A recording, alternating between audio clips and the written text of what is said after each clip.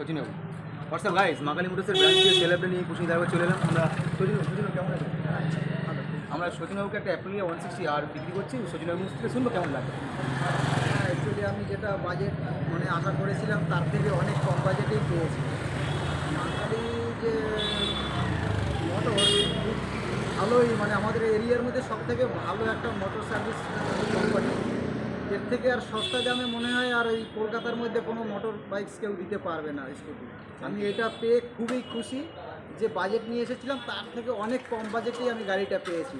এর জন্য মোটরসকে, মা কালী মোটরসকে